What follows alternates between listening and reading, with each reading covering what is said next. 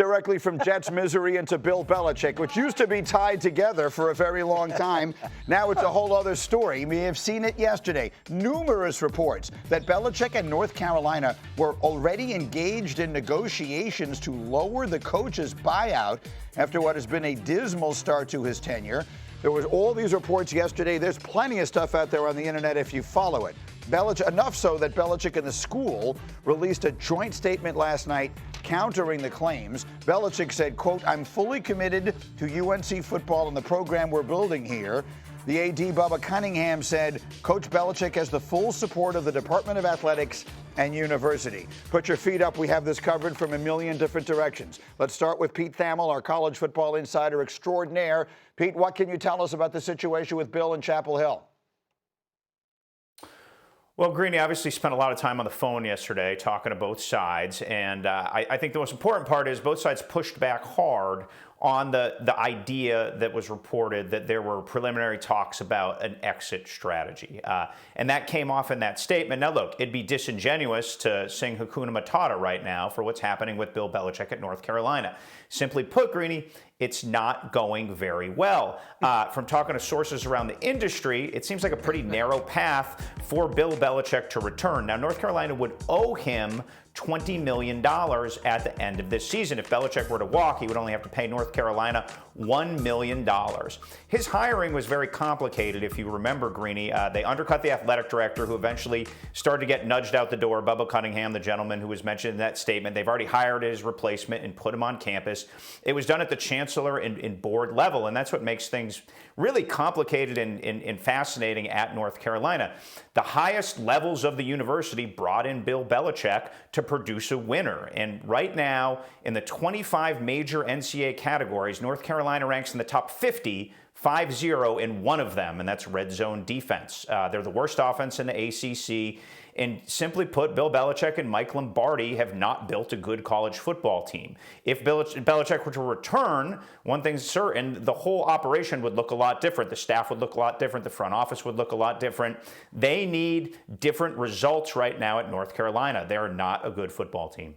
All right, Pete, stay with us if you can. I want to bring the group out here, but I'd like you to help us fill in any blanks that we get. Schefter, I know you've been working the phones on this a little bit as well. What can you add? Listen, there's a lot of chatter out there right now, and I've been told, again, that they don't believe that, what's floating around out there. Now, I'm not in the college football world. Pete is. I think that we're talking about a lot of different things here.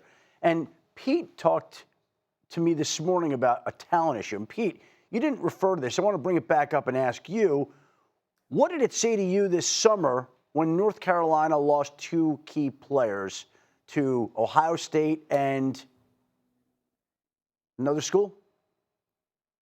Penn State, Adam. Yeah. So amid the spring of Belichick, where the Us Weekly headlines were flying around, a couple on-field tells I think got missed in the discourse about Bill Belichick in North Carolina. They had two key defensive players, the two best players on their roster, simply put, went through spring ball, were coached by Belichick and his staff, saw what the team would look like, and they both left. Amari Campbell, who's now a big contributor at Penn State, Bo Atkinson, who's a defensive end at Ohio State, who's one of the Buckeyes' better defensive players. Now, they left for more money, that's certain. There is no more spring portal. They actually couldn't do that this year. But I think it was pretty telling that post-spring, the two best players on the roster with a chance to get coached by the greatest NFL coach of all time, who could seemingly prepare them for the NFL, had a couple months under him and said, you know what, no thanks, we're going to go elsewhere. Also post-spring, North Carolina had to go get a quarterback.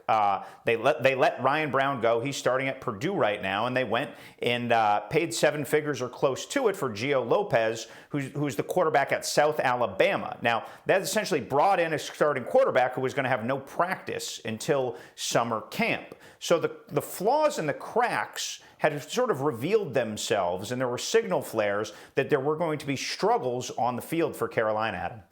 And those struggles have shown up. Versus Power 4 teams, they're 0-3. Right. They've been outscored by 87 points.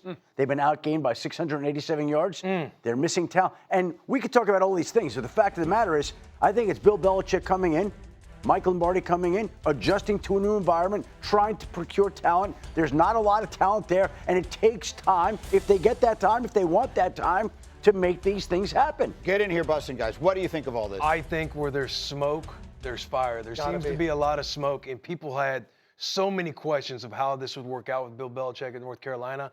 I think those question marks are not only getting loud, it seems fair to say they're starting to get validated. Yeah, just watching the dominoes following through this process. He has the ending in his career he does at the Patriots. Then there's the ring camera saga. Then he gets a young girlfriend. He's doing cheerleading poses at the beach. It's been a distraction after distraction after distraction. And then they pull him into North Carolina, and you watch the behind the scenes of this like 60 minutes type of interview they do.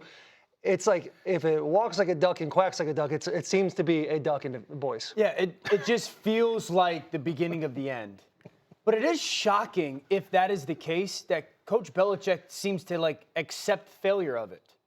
I mean, this is a guy that is the greatest coach in the history of the NFL, arguably. He's had one winning season since 2019. Right.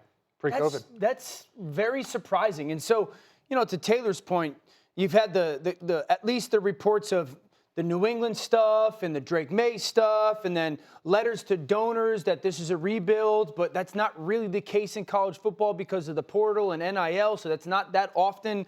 The odd behavior that he's talking about off the field. Parents of players talking about it being toxic. And then the play on the field. And I was one that thought this would work, but it feels like the beginning of the end. It feels like both sides should want that as well. It feels like everything about this is wrong. Nothing has felt less like Bill Belichick than everything that has happened involving Bill Belichick over the last 12 to 18 months. If you were to fill in make like a Mad Libs and you just inserted all of the words of the things that have happened, the adjectives and the nouns, you would say to yourself, and you couldn't make up a more ridiculous one than all the things that have happened to Bill, the person we thought that we've always known Bill Belichick to be, the most serious, driven, focused football person maybe ever lived, to all of the stuff that's going on right now.